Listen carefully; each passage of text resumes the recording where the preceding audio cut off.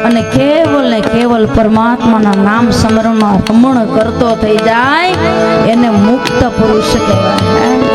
એને જગતની સામું કાંઈ છે ગમે તે બોલે ગમે તે થાય